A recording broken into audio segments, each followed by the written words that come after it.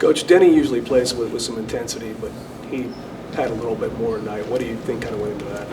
Yeah, he really got going there. I liked his aggressive attacks to the rim. Number one, he was doing a good job of playing through hits and creating contact and getting to the line.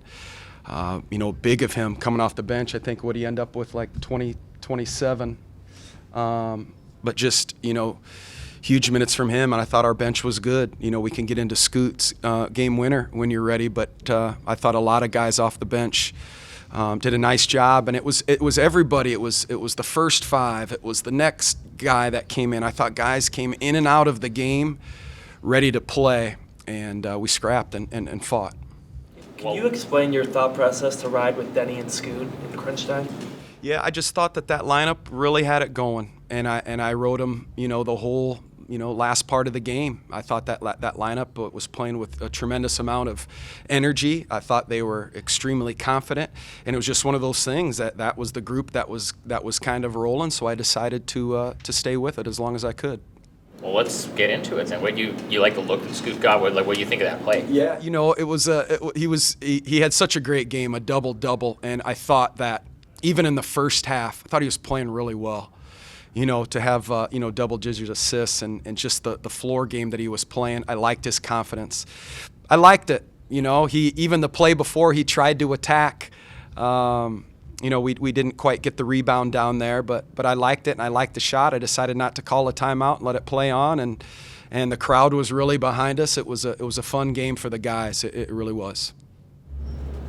You mixed up the minutes and the lineups differently than what we usually see around here. Was there a moment for you when you said, heck, I'm the head coach here, I'm going with my gut, whatever it takes to win this game? Yeah, and I do just exactly what Coach Billups, would have done. That group, that some of those guys that were in there late, that group was just playing really well.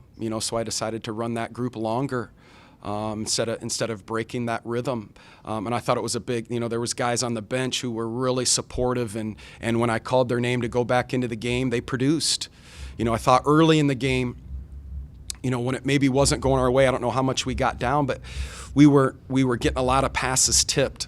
They weren't like selfish plays. We were trying to make the right play to the next guy. Someone got tipped. I remember Jeremy was running down the lane and someone was making a pass to the corner man and it kind of hit him. So for us to fight through all of that stuff, I thought we generated a lot of shots that we wanted, especially in the fourth quarter when we needed them the most.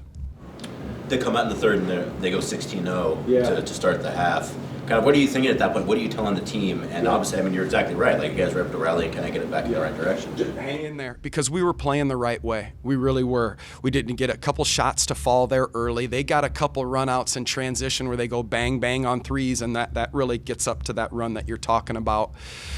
When we got back and got matched, that's when we were at our best. When we were a step behind or weren't quite matched up in transition, they made us pay for that.